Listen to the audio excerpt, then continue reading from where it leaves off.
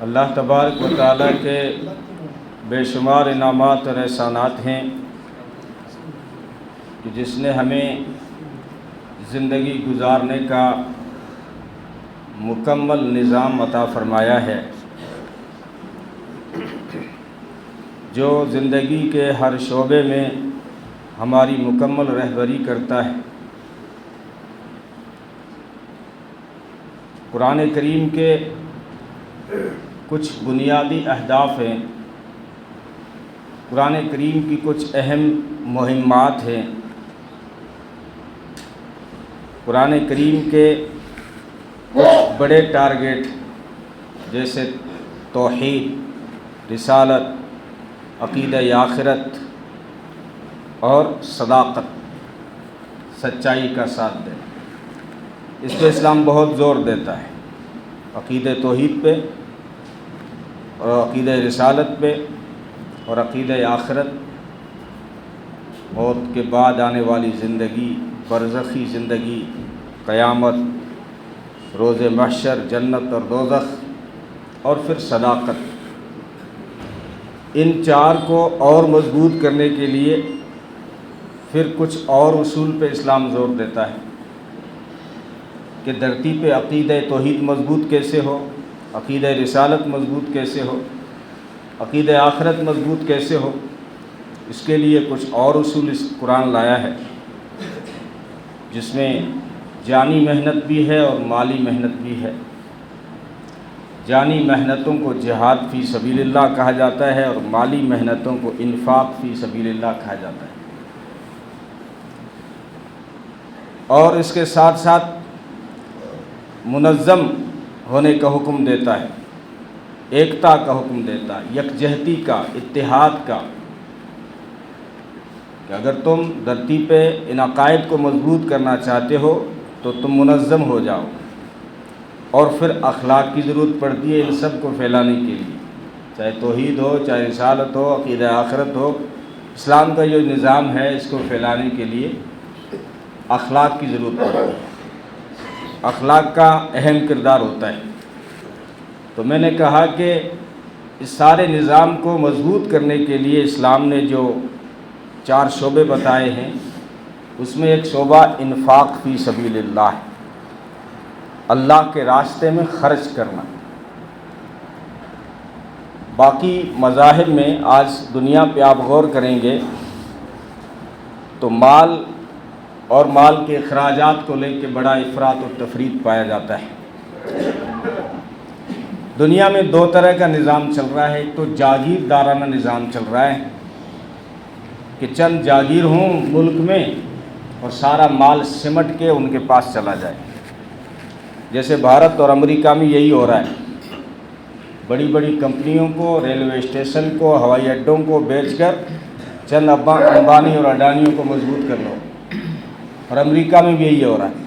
یہی وجہ ہے کہ جتنے یہ ملک مضبوط ہیں اتنے ہی ان ملکوں میں بھوک مری ہے، اتنی ہی ان ملکوں میں غریبی ہے۔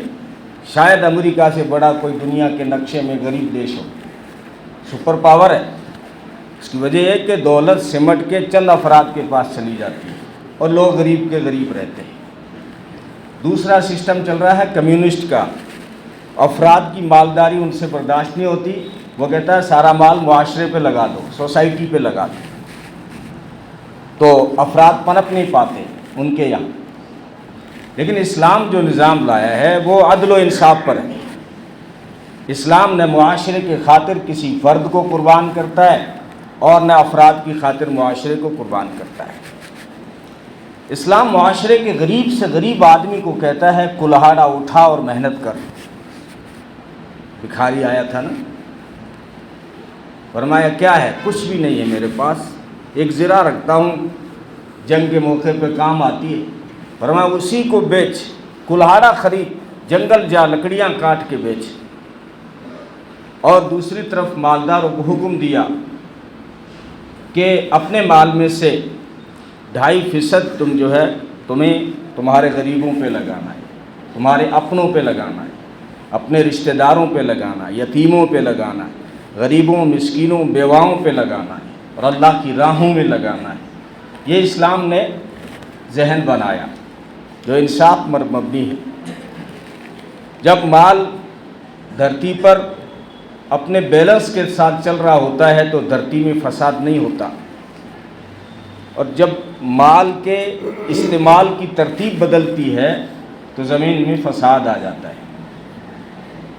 قرآن نے فرعونوں کو، قارونوں کو اسی لیے فسادی کہا۔ مال کا نشہ آیا، کفن چور آدمی تھا، فرعون جو تھا وہ کفن چور آدمی تھا، لیکن لوگوں کو جب مال کا نشہ آیا تو لوگوں کو لڑایا، اور لوگوں کو فرقہ واریت میں لڑا کر خود ملک کی گدی پہ آ گیا۔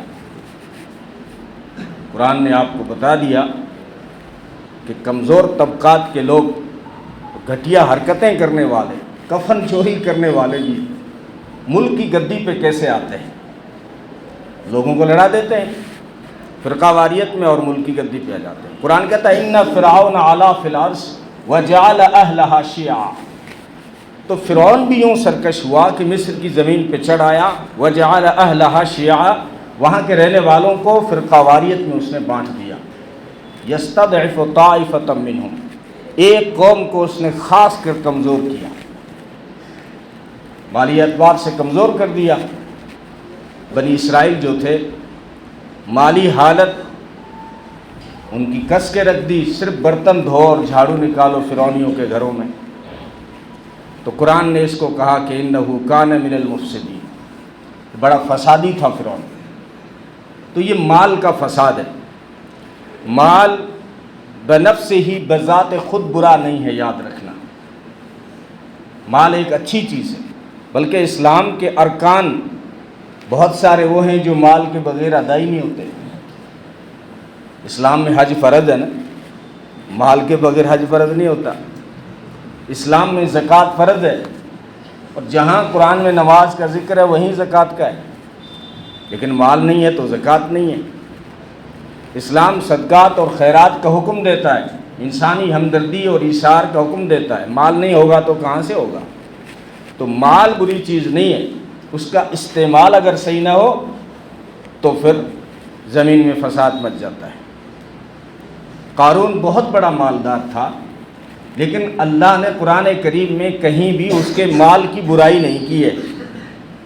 غور سے پڑھا میں نے، اتنا سارا مال، روایتیں آتی ہیں کہ پوری جماعت ان کی چابیاں اٹھانے کے لیے ہوا کرتی تھی، اور لوگوں نے باقاعدہ بحث کی ہے کہ کتنے اونٹوں پہ ان کی چابیاں جاتی تھیں، لیکن کسی جگہ پر بھی قارون کو بھی قرآن نے مال کی برائی نہیں کی، بلکہ اس کو فساد سے، اس کی سوچ سے اس کو روکا۔ اذ قال له قومه لا تفرح ان اللہ لا يحب الفرحین، کہ مال سے اترایا مت کر، یہ مال کا جو نشہ ہے یہ بری چیز ہے۔ اس مال کے نشے سے قرآن نے روکا کہ مال اللہ کا دیا ہوا ہے، تو اترایا مت کر، گھمنڈ مت کیا کر۔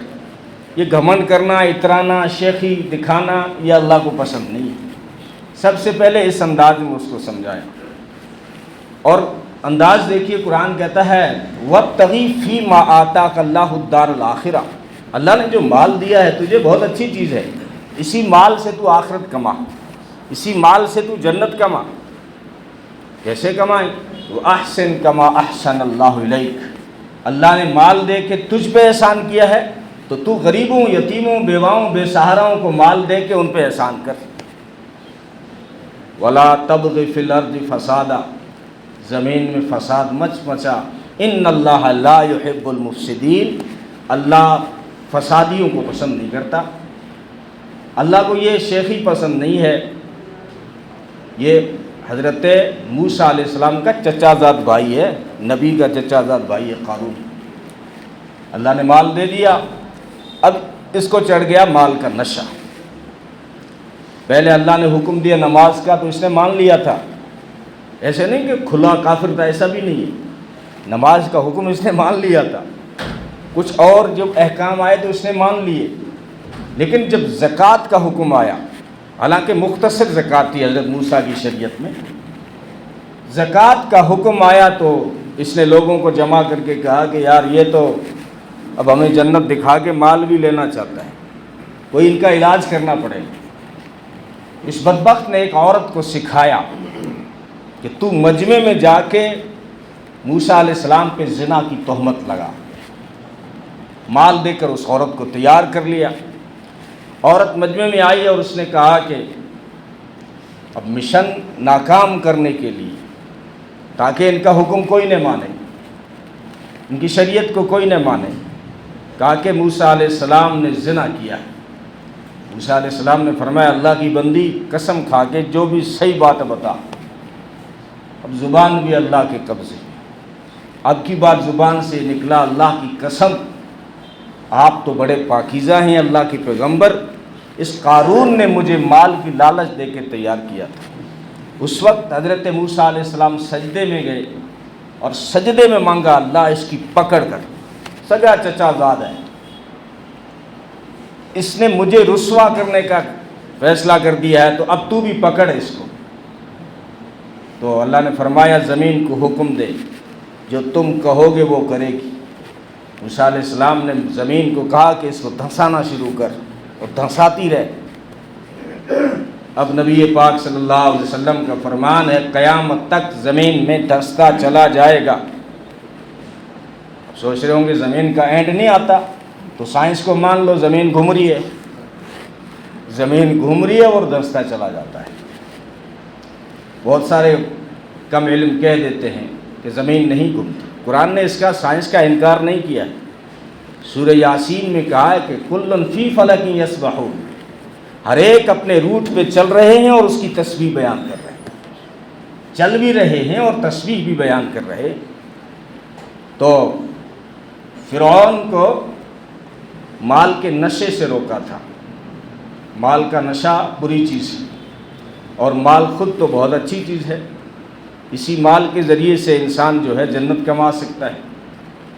تو اسلام نے اس پہ زور دیا ہے انفاق فی سبیل اللہ، کہ اگر تم اسلام کو اور اس کے نظام کو مضبوط کرنا چاہتے ہو، مسلمانوں کو مضبوط کرنا چاہتے ہو، تو یہ جو زکوٰۃ کا نظام ہے، جو صدقات کا نظام ہے، اس کو آپ چلائیے۔ آپ مسلمانوں میں کوئی غریب نہیں ملے گا۔ ہوا ہے پیچھے جب سارے حساب کر کے زکوٰۃ دیتے تھے تو زکوٰۃ لینے والا نہ ملتا تھا۔ اب زکوٰۃ دینے والے ہزاروں میں سے 2-3 آدمی ہیں، اور ان کا بھی کہنا یہ ہے کہ ہم پوری نہیں نکالتے، تھوڑی بہت نکال دیتے ہیں۔ اس لیے جو ہے یہ نظام تابع نہیں آ رہا ہے۔ قرآن کریم میں اس کے بڑے فضائل ہیں۔ فرمایا جو سخی آدمی ہے وہ اللہ کے بھی قریب ہے، لوگوں کے بھی قریب ہے اور جنت کے بھی قریب ہے۔ اور بخیل آدمی اللہ سے بھی دور، لوگوں سے بھی دور اور جنت سے بھی دور۔ علماء نے عجیب لکھا ہے ایک جگہ، یہ جو جس نے بچھڑے کی پوجا شروع کی تھی، سامری،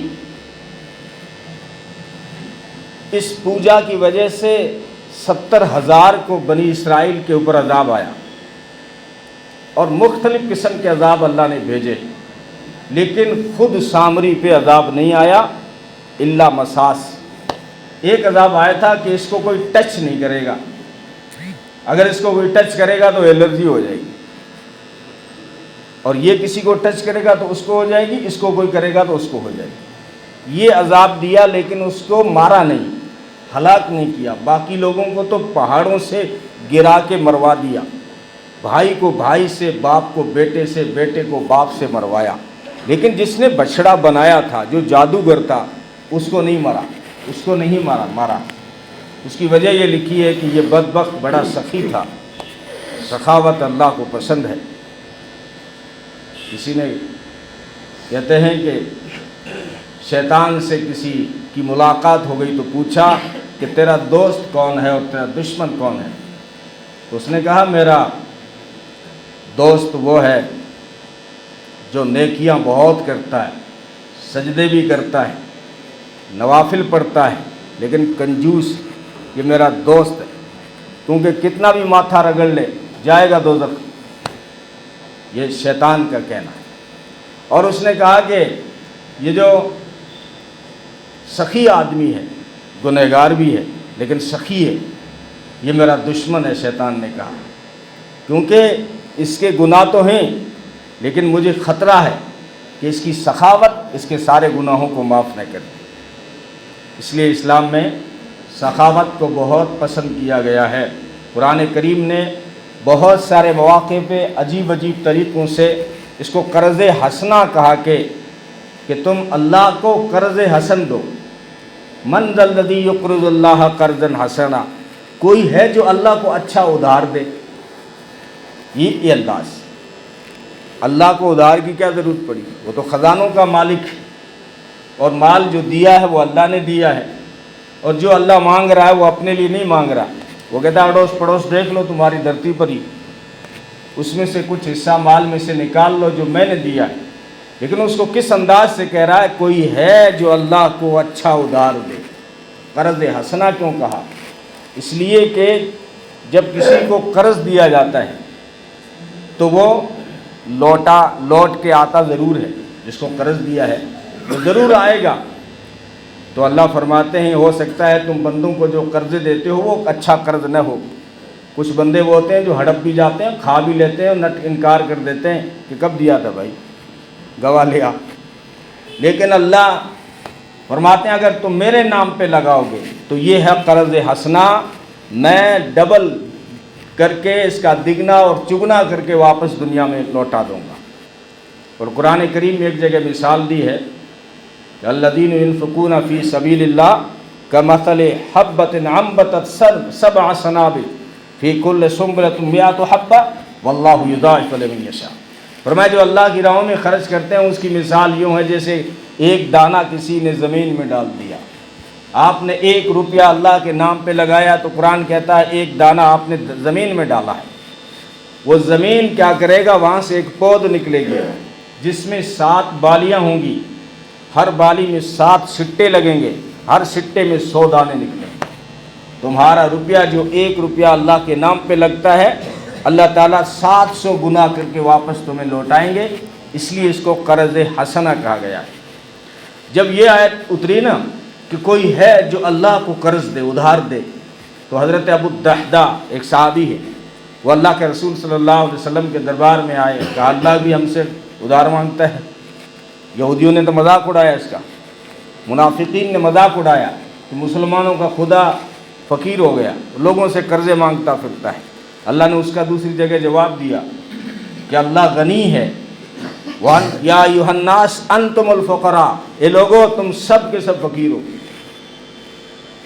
هو الغنی الحمید، وہی ہے سب سے بڑا مالدار، اسی نے مال دیا ہے تمہیں۔ لیکن یہ صحابی کہتا ہے کہ اللہ بھی قرضہ مانگتے ہیں؟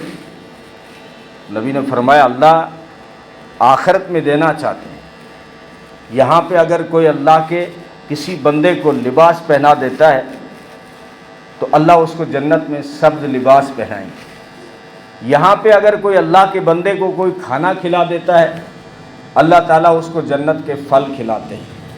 یہاں پہ اگر کوئی اللہ کے کسی بندے کو پانی پلا دیتا ہے تو اللہ تعالیٰ اس کو جنت کی شراب پلائیں گے۔ تو اللہ جو مانگ رہے ہیں وہ دینے کے لیے مانگ رہے ہیں، لینے کے لیے نہیں۔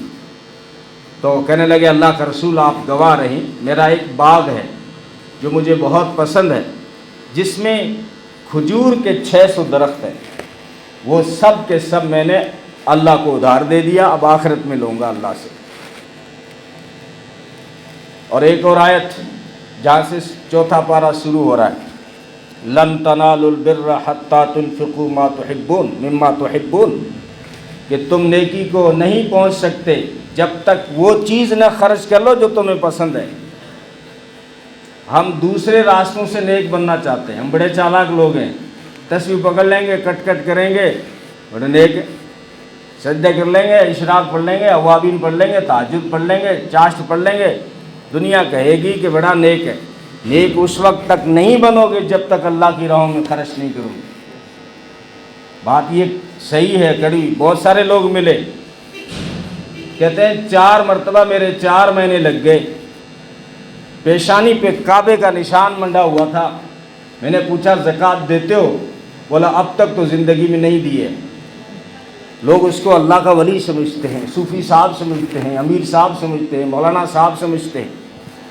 بلکہ لڑکوں نے چرچا کی، یہ مولوی لوگ تقریریں کرتے رہتے ہیں، ہم نے کسی مولوی کو قربانی کرتے نہیں دیکھا، کسی مولوی کو زکوٰۃ کی رسید پڑھاتے نہیں دیکھا، کہ دوسرے لوگوں کو جنت بھیجنا چاہتے ہیں، خود نہیں جانا چاہتے۔ تو قرآن کہتا ہے تم اس وقت تک نیک نہیں بنو گے، سفید لباس پہن لیا، امامہ باندھ لیا، ہو گیا شاہی امام۔ ایسے شاہی امام نہیں بنے گا۔ شاہی امام بننا ہے، نیک بننا ہے تو اللہ کی راہوں میں خرچ کرنا ہوگا۔ یہ نفس کو بہت برا لگتا ہے، اس کو سمجھانا ہوگا کہ اللہ کی راہوں میں تجھے بھی لگا۔ ضروری نہیں جتنا مالدار لگا رہا اتنا تو لگا، تو اپنی اوقات سے، تو اپنی حیثیت سے لگا۔ اگر مالدار اپنی مسجد میں 500 1000 کی رسیدیں بناتے ہیں تو ہم غریب 50 100 کی بنا سکتے ہیں، 20 کی بنا سکتے ہیں۔ اللہ کے یہاں گنتی نہیں دیکھی جاتی، اس کے یہاں اخلاص دیکھا جاتا ہے۔ اس نے کہیں نہیں کہا کہ میں تمہاری نیکیوں کو گنوں گا، اس نے یہی کہا ہے تولوں گا۔ تھوڑا بھی دیا تھا لیکن اخلاص تھا۔ ایک کھجور دی تھی، میں اس کو دائنے ہاتھ میں پالتا ہوں، حدیث قدسی ہے، پالتا رہتا ہوں، قیامت کے دن پہاڑ سے بھی بڑا بنا کے دیتا ہوں۔ صرف ایک کھجور کا پیس دیا تھا آپ نے۔ تو خیر، کہاں سے بات چل رہی تھی کہ تم نیک اس وقت تک نہیں بنو گے جب تک کہ اللہ کی راہوں میں خرچ نہیں کرو گے۔ تب یہ آیت اتری، حضرت ابو طلحہ انصاری رضی اللہ تعالیٰ عنہ آئے کہ اللہ کے رسول، اللہ تو کہہ رہے ہیں کہ تم نیک نہیں بن سکتے جب تک کہ پسندیدہ چیز اللہ کی راہوں میں خرچ نہ کریں۔ تو مجھے تو سب سے زیادہ میرا وہ باغ پسند ہے جس میں میٹھے پانی کا کنواں بھی ہے۔ آپ گواہ رہیں، اللہ اگر اس طرح نیک دیکھنا چاہتے ہیں تو میں نے وہ سارا باغ جس میں میٹھا کنواں بھی ہے وہ اللہ کے نام پہ دے دیا۔ اور حضرت عمر آئے جب یہ اسی آیت پہ کہ تم نیک نہیں بن سکتے جب تک کہ پسندیدہ چیزیں خرچ نہیں کرو گے، حضرت عمر آئے کہا اللہ کے رسول وہ خیبر میں جو میری زمین ہے وہ مجھے بہت پسند ہے، میں اللہ کے نام پہ دینا چاہتا ہوں اس کو، کیونکہ اللہ کہہ رہے ہیں نیک نہیں بنو گے جب تک کہ پسندیدہ چیز خرچ نہیں کرو گے۔ حضرت زید بن حارثہ بڑے مالدار بھی نہیں، گھوڑا تھا، بڑا پسند تھا ان کو، غریب ہے نا، نبی کے منہ بولے بیٹے ہیں یہی زید، پتہ نہیں کہاں کہاں سے بکتے بکتے یہاں خدیجہ نے خرید کے نبی کو دیا تھا۔ جب یہ آیت ان کے سامنے آئی، اب ہم غریب لوگ جو بہانہ کر لیتے ہیں نا، ہمارے اوپر زکوٰۃ ہے ہی نہیں، بھائی بیٹھ کے حساب کب کیا آپ نے، زکوٰۃ ہے ہی نہیں۔ 30,000 روپये پڑے ہوں، تھوڑی سی سونا 1 تولہ پڑا ہو، تھوڑی سی چاندی پڑی ہو، 5,000 پیسے پڑے ہوں، اگر ٹوٹل 30-35,000 ہو رہا ہے تو زکوٰۃ فرض ہو جاتی ہے۔ ضروری نہیں کہ تو 10,000 دے، 2,000 فرض ہے 2,000 ہی دے، لیکن دیکھا ہوگا لوگ سمجھتے ہیں زکوٰۃ ہے ہی نہیں، حساب کب کیا ہے؟ 4 قسم کے مال پہ زکوٰۃ ہے، سونا، چاندی، نقدی پیسہ، اور وہ مال جو آپ نے بیچنے کے لیے لے رکھا ہے، چاہے وہ گاڑی ہو چاہے پلاٹ ہو۔ اب کتنے لوگ یہاں بیٹھے ہوں گے، 50 آدمی ہوں گے جن کے پلاٹ ہیں اور بیچنے کے لیے ہیں تو زکوٰۃ ہے، اگر دکانیں مارکیٹ بنانے کے لیے، مکان بنانے کے لیے لیا ہے تو زکوٰۃ نہیں ہے۔ تو بہرحال حضرت زید غریب ہیں لیکن آئے کہ اللہ کے رسول، اللہ کہہ رہے ہیں کہ جب تک پسندیدہ چیز خرچ نہیں کرو گے تو نیک نہیں بن سکو گے۔ تو مجھے گھوڑا بہت پسند ہے، میں اس کو اللہ کے راستے میں دینا چاہتا ہوں۔ نبی نے دیکھا یہ خود غریب ہے، یہ گھوڑا ہی ہے، یہ بھی دینا چاہتا ہے۔ نبی نے کہا ٹھیک ہے، قبول ہے۔ نبی نے وہاں سے لیا، اس کے بیٹے اسامہ کو دے دیا، گھر سے باہر بھی نہیں گیا اور اس کا خرچہ بھی ہو گیا، اس کی جو مراد تھی وہ پوری ہو گئی۔ تو یہ ہے اللہ کی راہوں میں خرچ کرنے سے، اور اللہ نے جو دیا ہے وہ اللہ ہی کا ہے۔ اسلامی سوچ یہی ہے، قرآنی سوچ یہی ہے کہ ہم تو، ہمارے پاس امانت ہے، اللہ نے استعمال کے لیے دیا ہے۔ حدیث میں ہے نا، انسان کہتا ہے میرا مال، تیرا کچھ نہیں، تیرا وہ ہے جو کھا لیا، پہن لیا یا آگے بھیج دیا نیک کاموں میں لگا کے، باقی جو ہے وارثوں کا ہے، تو مر، تیرے کفن دفن کی باتیں بعد میں ہوں گی، پہلے مال کے بٹوارے کی باتیں ہوں گی، تیرا نہیں ہے۔ اور قرآن نے واقعات سے ہمیں ذہن سازی کی ہماری کہ اس طرح کی سوچ کے لوگوں کے واقعات، قرآن کریم سورہ قلم میں ایک مختصر آیتوں میں ایک واقعہ بیان کیا ہے کہ ایک مالدار شخص تھا اور وہ اللہ کی راہوں میں خوب خرچ کرتا تھا، لیکن جب اس کا انتقال ہو گیا، کیونکہ جیتے جی جو خرچ کر جائیں گے وہی ہمارے کام آئے گا۔ نبی سے پوچھا گیا سب سے بہتر خرچ کون سا ہے؟ نبی نے فرمایا وہ خرچ جو تو صحت اور عافیت میں، جب تجھے مال کی ضرورت ہو اس وقت خرچ کرے۔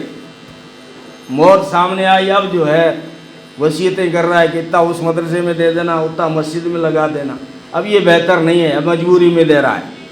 بہتر مال وہ تھا جب تجھے مال کی ضرورت تھی اور تو صحت اور عافیت سے تھا، اس وقت خرچ کرتا، یہ سب سے بہتر تھا۔ تو وہ بیچارہ اللہ کا بندہ کوئی خرچ کرنے والا تھا، ساری زندگی خرچ کرتا رہا، اس کا انتقال ہو گیا۔ ہاں، بیٹوں پہ زیادہ وشواس مت کرنا۔ 3 بیٹے تھے اس کے۔ انہوں نے کیا کیا کہ باپ نے اتنا مال چھوڑا ہے اور باپ تو ہر سال اتنا لگاتا تھا، تو اگر ہم بھی لگانا شروع کریں گے تو مال ختم ہو جائے گا۔ حالانکہ یہ غلط سوچ ہے۔ جو لگاتے رہتے ہیں وہ کبھی غریب نہیں ہوتے۔ کتابیں اگر آپ نے نہیں پڑھی ہیں تو آپ کے محلے میں دیکھ لینا، اگر جو ہر سال زکوٰۃ دیتا رہتا ہے اس کا بزنس بھی بڑھتا رہتا ہے، اور جو ہاتھوں کو مضبوط کر لیتا ہے، نبی نے فرمایا اسماء تو گن گن کے خرچ کرے گی تو پھر وہ بھی گن گن کے دے گا۔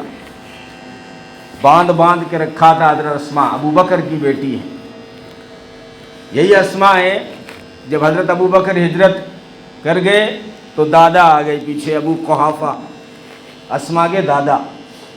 کہا کہ تیرا ابا سارا مال لے گیا، خود تو گیا مال بھی لے گیا، بچیوں کے لیے کچھ چھوڑا ہی نہیں گھر میں۔ پر اسماء کہتی ہیں کہ دادا کو کیسے تسلی دوں، میرا باپ کس مشن پہ گیا ہے اور کس کے حکم سے گیا ہے، اب دادا جی کو کیا اتنا سارا سمجھ میں آئے گا۔ دادا جی کو بس مال کی پڑی ہوئی ہے کہ ابا جو ابو بکر مال چھوڑ کے نہیں گیا۔ کہتی ہے میں نے کنکر اکٹھے کیے، اس پہ کپڑا ڈال دیا، میں نے کہا دادو جی دیکھ لو گھنوئی مال پڑی ہو۔ ابو قحافہ نے جو نابینا ہو چکے تھے ہاتھ پھیرے تو کہا ٹھیک ہے، پھر کوئی دقت نہیں، کم سے کم اپنی بچیوں کے لیے چھوڑ کے تو گئے۔ یہی اسماء ہے جس کو نبی نے فرمایا تھا تو گن گن کے خرچ کرے گی تو اللہ بھی تجھے گن گن کے دے گا۔ تو بیٹوں نے کہا کہ اگر ہم یوں خرچ کرتے رہیں گے تو مال ختم ہو جائے گا۔ ان کے پاس میں باغات تھے، سورہ قلم کی تفسیر دیکھیں آپ، ان کے باغات تھے، تو انہوں نے کہا اب کھیتی کے پکنے کا وقت آ رہا ہے، انگور ہے، کھجور ہے، ان سب کو کاٹیں گے۔ اور ان کے باپ کا سالوں سے یہ نظام بنایا ہوا تھا کہ جب کھیتی کرتی تھی تو غریبوں کی لائن لگ جاتی تھی، کھیت میں غریب آ جاتے تھے، وہ کھجور تقسیم ہو رہی ہے، انگور تقسیم ہو رہے ہیں۔ اب بیٹے چالاکی کر رہے ہیں اپنے حساب سے، اللہ کس سے کوئی چالاکی کر سکتا ہے؟ سوچا ہم راتوں رات جائیں گے، دن نکلنے سے پہلے جائیں گے اور جو ہے کھیتی کاٹ لیں گے اور غریبوں کو پتہ بھی نہیں چلے گا، ہم جو ہے اس کا ڈھیر گھر میں لے آئیں گے۔ اب یہ تینوں مشورے کرتے یہی کرتے جا رہے ہیں، اور مفسرین نے عجیب باتیں لکھی ہیں کہ یہ قدم بھی دھیرے سے اٹھا رہے تھے کہ کسی غریب کی آنکھ نہ کھل جائے، باتیں بھی بڑی دھیرے سے کر رہے تھے، کوئی یہ لیک نہ ہو جائے کہ ہم چھپ کے جو ہے سارا مال لانا چاہتے ہیں۔ جب اپنے باغ میں پہنچے تو باغ سارا جل چکا تھا اور راکھ کا ڈھیر بن چکا تھا، قدرت نے جلایا، اللہ نے جلایا۔ اب افسوس کرنے لگے کہ بے شک ہم ہی بڑے ظالم ہیں۔ پہلے تو کہنے لگے ہم کہیں اور آ گئے، دوسرے نے کہا کہیں اور نہیں آ گئے، سوچ کہیں اور چلے گی ہماری، ہم اللہ سے چالاکی کر رہے تھے، اللہ جو مال دینے والا اس سے چالاکی کر کے مالدار بننا چاہتے ہیں، اللہ نے جلا کے رکھ دیا۔ ایک اور واقعہ سورہ کہف کے اندر بھی اسی طرح کا ہے، جو 2 بھائیوں کا ہے، بنی اسرائیل، اور بعض مفسرین کہتے ہیں نہیں مکہ کا ہی واقعہ ہے، ایک مالدار تھا، ایک غریب تھا، ایک مسلمان تھا، ایک کافر تھا۔ زیادہ تر مفسرین کا یہ کہنا ہے کہ بنی اسرائیل کے 2 بھائی تھے، ایک بڑا مالدار تھا اور ایک غریب تھا۔ جو مالدار تھا وہ بڑا اتراتا تھا، یہ اترانا ہی اللہ کو پسند نہیں ہے۔ سارا خرچ کیے ہوئے بھی انسان پانی پھیر دیتا ہے، جب خرچ کرنے کے بعد اتراتا ہے یا احسان جتاتا ہے۔ احسان جتانا، اترانا اور دکھاوا کرنا یہ اللہ کو پسند نہیں۔ مال خرچ کرنا ہے تو اس میں دکھاوا نہیں کرنا، چھپکے سے صدقہ کرنا اللہ کے غصے کو ٹھنڈا کر دیتا ہے۔ نبی نے فرمایا تھا تم اپنے بیماروں کا علاج کیا کرو صدقے کے ذریعے سے، اپنے مال کی حفاظت کرو صدقات زکوٰۃ سے۔ مال کی حفاظت کا کیا مطلب ہے؟ اگر زیادہ دیر تک مالدار بننا چاہتے ہو تو ہر سال زکوٰۃ نکالو، ورنہ کوٹھی تو رہ جائے گی اور کروڑوں کے قرضی ہوں گے۔ میں اسی دھرتی کی بات کر رہا ہوں، بادرہ کی۔ ایسی ہیلیاں ہیں دیکھ دیکھ کے انسان دنگ رہ جائے، حالات اندر پوچھو تو پتہ چلے گا 3 کروڑ کا قرضی ہے۔ اس کی وجہ یہ ہے کہ اس نے سب کچھ روغن کیا لیکن زکوٰۃ نہیں دی۔ تو قرآن کہتا ہے اگر تمہیں اپنی مالداری کو بڑھانا ہے اور لمبے تک چلانا ہے تو زکوٰۃ کے ذریعے سے نبی نے فرمایا اپنے مال کی حفاظت کرو اور مال کو پاکیزہ کرو، بیماروں کا علاج صدقے سے کیا کرو، اور فرمایا تمہارا صدقہ کرنا تمہارے گناہوں کو ایسے مٹا دے گا جیسے پانی آگ کو بجھا دیتا ہے۔ اور فرمایا اگر تم ٹینشن کے مریض ہو، تفکرات کے مریض ہو، اگر ٹینشن کا علاج نہیں مل رہا ہے، نبی نے فرمایا صدقہ کیا کرو تمہارے ٹینشن کا بھی علاج ہو جائے گا۔ یہ بھی حدیث ہے اور علماء کی موجودگی میں بول رہا ہوں کیونکہ جمعے میں 2-4 علماء بھی آئے ہوتے۔ یہ بھی حدیث ہے، اگر اپنے ٹینشن کا علاج کرنا ہے، نیند کو نہیں آوے، سوچ غالب آ گئی، بودریشن ہائی ہے، صدقہ کر، یہ علاج ہے اس کا، نبی نے فرمایا۔ تو وہ جو مالدار تھا وہ اپنے غریب بھائی کو کہنے لگا یار دیکھ میرے باغ دکھا کے آؤں، کیا مجھے اللہ نے نوازا ہے، اور اللہ مجھے راضی ہے تبھی تو نوازا ہے نا۔ کسی عالم نے کہا لوگ بڑے چالاک ہیں، آدھی آیت لکھتے ہیں اپنے گھر پہ، ھذا من فضل ربی، آگے نہیں بتاتے اللہ نے آزمائش کے لیے دیا ہے۔ جو لکھنا ہے تو ماشاء اللہ لا قوت الا باللہ لکھا کرو، گھر پہ لکھنا ہے تو ماشاء اللہ لا قوت الا باللہ، جو اللہ نے چاہا، اور اللہ کی طاقت کے سوا کسی کی طاقت نہیں ہے۔ یہ میرے اپنی اوقات بازوؤں کی طاقت سے میں نہیں بنگلہ بنا سکتا تھا، یہ تو اللہ کی مہربانی ہوئی کہ بن گیا۔ یہ سوچو، اس طرح کے جملے تو صحیح ہے۔ تو کہنے لگا چل دکھا کے آؤں کیسے باغات ہیں۔ اب اس کے انگور کے باغات تھے، اس کے چاروں طرف کھجور کے باغات تھے، اور کھیتی اناج کی الگ تھی، اور اس میں نہریں بھی جاری تھی۔ اللہ نے ایسا نوازا تھا کہ دنیا میں سمجھ لو کہ اس کی جنت تھی۔ اب یہ بھائی کو کہہ رہا ہے کہ دیکھو اللہ مجھ سے کتنا راضی ہے اور تم سے ناراض ہے، تمہیں نہیں دیا مجھے دیا ہے۔ اور کہنے لگا جانتے ہو قیامت کے دن بھی میری یہی نرالی شان ہوگی، اللہ راضی ہے، یہاں دیا ہے تو وہاں تو اور زیادہ دے گا۔ اب یہ اس طرح کی باتیں کرتا ہے، بولا چل میں تجھے باغات دکھا کے آؤں۔ وہ دوسرا جو غریب ہے وہ کہہ رہا نہیں کہ اس طرح کی باتیں مت کر یار، اپنے میٹیریل پہ غور کر، پہلے تو بتا بنا کس چیز سے، اتنی بڑی بڑی باتیں تو کر رہا ہے، بنا کس چیز سے ہے؟ ناپاک نطفے سے بنا ہے، اور مٹی ہے تو مٹی میں مٹی ہو جائے گا، اتنا مت اترا۔ بولا نہیں تو نہیں جانتا میری طاقت میری شان، آؤ میں تجھے اپنے باغات دکھاؤں۔ یہ سورہ کہف میں ہے۔ اب یہ اپنے بھائی کو لے کے باغ کے قریب پہنچا تو دیکھا سارا باغ جل کر راکھ کا ڈھیر بن چکا ہے۔ اب کہنے لگا میں ہی ظالم ہوں، بے شک میرے اللہ کے سوا کسی کی طاقت نہیں ہے۔ اب یہ اس کو ایمان نہیں کہتے۔ جب جو ہے حدیث میں آتا ہے قیامت کے دن سارے غیر بھی کہہ دیں گے اب کہانی سمجھ میں آ گئی، اللہ کے سوا کوئی معبود نہیں، اس دن جو ہے کہانی سمجھ میں آنا کام نہیں دے گا۔ فرعون کا جب آخری وقت آیا، جب وہ ڈوبنے لگا نا تو اس کو کہنے لگا یار رب میں تو نہیں ہوں، رب تو وہی ہے جو موسیٰ کا رب ہے جس نے آسمان اور زمین بنایا۔ تو اس کی توبہ قبول نہیں ہوئی بلکہ اس کے منہ میں کیچڑ ڈالا گیا۔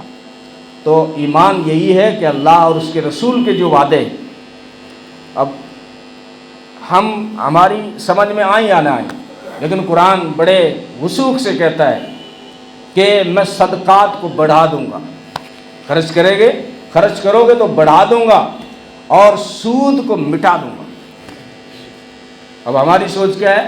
سود سے کاروبار میں ترقی ہوگی، بزنس میں ترقی ہوگی، لیکن قرآن کا کہنا یہ ہے کہ سود کو میں مٹا کے رہوں گا۔ سود سے کاروبار کرنے والے سے اللہ اور اس کے رسول کی جنگ ہے۔ اب کون ہے ایسا جو اللہ اور اس کے رسول سے جنگ جیت جائے؟ تو یقیناً ہار اس کی طے ہے سود والے کی۔ اگر یہ نہیں دیکھا تو اس کے بیٹے اس کے پوتے دیکھیں گے، ہار طے ہے۔ اور جو صدقات دیتا ہے اس کی کامیابی بھی طے ہے، چاہے اس کے بیٹے دیکھیں چاہے پوتے دیکھیں۔ یہ ہے قرآن کے وعدے جو ہم سے لینا چاہتا ہے، اور ہمیں ہماری ایک ذہن سازی کرنا چاہتا ہے کہ اللہ تم سے جو مانگ رہا ہے وہ لینے کے لیے نہیں مانگ رہا، وہ دینے کے لیے مانگ رہا ہے۔ اگر یہ بات سمجھ میں آ جائے تو ہمارے لیے خرچ کرنا آسان ہوگا۔ ہم کیا سمجھتے ہیں جیب سے جا رہا ہے، کم ہو رہا ہے۔ قرآن ہماری ذہن سازی کرتا ہے نہیں، تو دے، 10 روپے دے، 20 روپے دے، عادت بنا اپنی، اتنا آئے گا گن نہیں پائے گا۔ یضاعف کہا ہے نا قرآن نے، بڑھا کے دوں گا تجھے۔ اور صحابہ کو یہ بات اچھی طرح سمجھ میں آ گئی تھی جب صرف کال آئی تبوک کے موقع پہ مسجد نبوی کے آنگن میں کہ آج ضرورت پڑی ہے مسلمانوں تمہارے مال کی، لگاؤ اللہ کے نام پہ۔ کس طرح لگایا؟ 300 اونٹ بھر کے لائے حضرت عثمان غنی، سامان سے لاد کر لائے۔ مولانا ابوالکلام آزاد نے لکھا ہے 900 اونٹ بھر کے لائے۔ عبد الرحمن بن عوف 4000 لائے، سونا بھی لائے۔ اور حضرت عمر تو کہہ رہے تھے ابو بکر آگے نہیں بڑھنے دیتے نا، آج موقع ہے، میرے پاس مال بھی زیادہ ہے، میں آج اتنا خرچ کروں گا کہ ابو بکر سے زیادہ خرچ کروں گا۔ گھر گئے، مال کے 2 حصے کیے، آدھا رکھا آدھا اٹھا کے لے آئے۔ اور ابو بکر سب سے اخیر میں پہنچے تھے اس کے، فرمایا ابو بکر تم تو نیکی کے کاموں میں سب سے آگے رہتے ہو، آج سب سے اخیر میں کیسے آئے؟ عرض کیا اللہ کے رسول آج زندگی میں پہلی بار گھر کی دیواروں پہ ہاتھ پھیرا کہ سوئی بھی کہیں رہ نہ جائے۔ جب اللہ کے نام پہ مانگا ہے میں اللہ کے محبوب نے، تو اب میرے گھر کی سوئی بھی گھر میں نہیں رہے گی، اللہ کے رسول کے دامن کے آگے ڈال دوں گا۔ تو یہ جذبات تھے۔ کسی نے کہا نا صحابہ مصطفیٰ کو خدا نے کیا جگر دیا، کسی نے ثلث دیا اور کسی نے نصف دھر دیا، مگر عائشہ کے باپ نے دیا تو اس قدر دیا کہ خدا کے نام کے سوا جو کچھ تھا وہ لا کے دھر دیا۔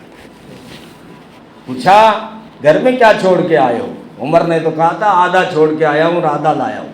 ابو بکر تم کیا چھوڑ کے آئے؟ فرمایا اللہ اس کے رسول کا نام چھوڑ کے آیا۔ میرے گھر میں اللہ اور اس کے رسول کا نام ہے، یہ بہت بڑی دولت ہے، وہی دولت چھوڑ کے آیا ہوں۔ تو یہ ان کی یہ ذہن سازی بنی ہوئی تھی۔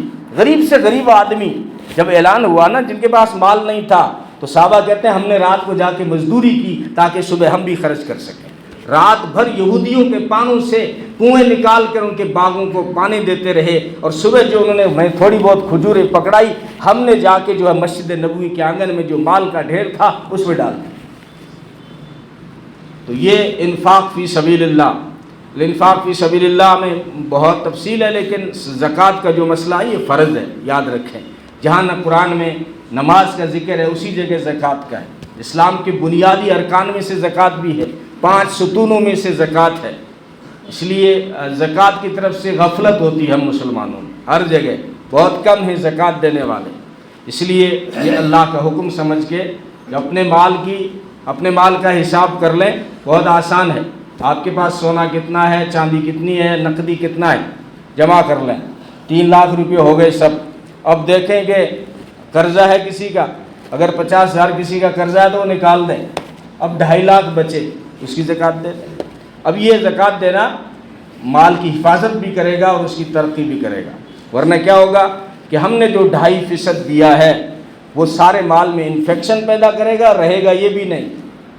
چاہے ڈاکٹر لے جائے، کوئی کورٹ والے لے جائیں، کوئی بھی لے جائے، ہاں زکوٰۃ کے نام پہ 20 روپے جو نہیں خرچ کرتا نا، وہ بیوی کے کہنے پہ 20,000 والا سوٹ لائے گا، رہے گا نہیں مال۔ یہ چاہے ڈاکٹر لے جائے، چاہے بیوی کے اشاروں پہ خرچ ہو، چاہے ڈی جے کے پیچھے ناچے، چاہے کہیں کورٹ میں لگ جائے، رہے گا نہیں، برباد بھی کرے گا، دوسرے مال میں انفیکشن پیدا کرے گا۔ اس لیے اپنے مال کی حفاظت کے لیے زکوٰۃ اور صدقات کو خوش دلی کے ساتھ ادا کیا کریں۔ رمضان میں اپنے رشتہ داروں میں ترتیب یہ ہے، نبی نے ایک حدیث یاد آئی، فرمایا خرچ کرنے کی ترتیب یہ ہے، سب سے پہلے اپنے اوپر خرچ کرو، اور پھر دیکھو تمہارے رشتہ داروں میں، پھر دیکھو تمہارے پڑوس میں، اور پھر جہاں چاہو وہاں خرچ کر لو۔